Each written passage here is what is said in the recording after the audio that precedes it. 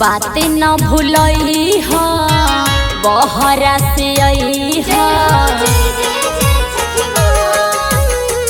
बातें न भूलई हो बहरा से आई हो, करब दोनों जानी मिलके छठ हो। दहुरा अपना माथे उठई हो, देहबे और गंगा जी के घाट हो। दहुरा अपना माथे उठई हो, देहबे और गंगा जी के घाट हो।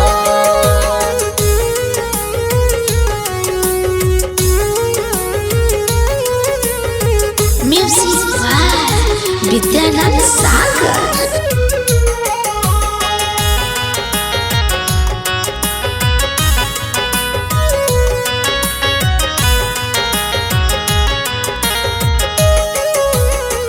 बात मान जाए रानी करन हठ हो, अगला साल घर ही रहवे कैल जाई छठ हो। बात मान जाए रानी करन हठ हो, अगला साल घर ही रहवे कैल जाई छठ हो।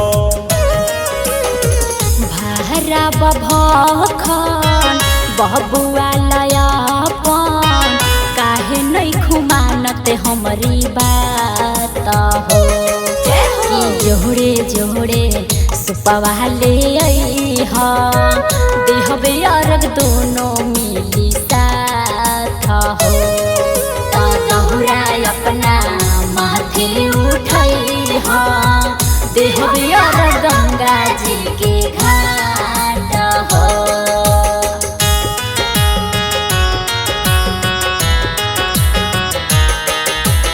प्रेम से बोलिए छठी मैया की जय।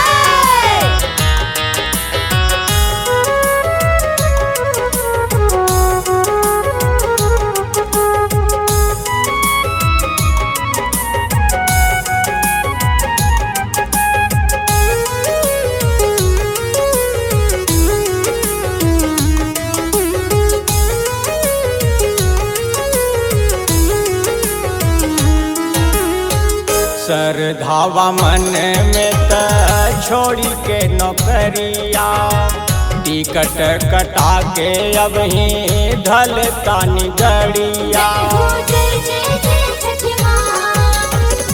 श्रद्धावा मन में त छोड़ी के नौकरिया, टिकट कटा के अब ही धल तानी गड़िया। पिया राम बोली जुगनु देवरहवा, जो हतानी रेणु बाट हो। दिव्या करी छठ के बहरतिया, आदित्य गोहराइब जोड़ी हाथ हो। दहुरा अपना माथे उठई हो, देहबे और गंगा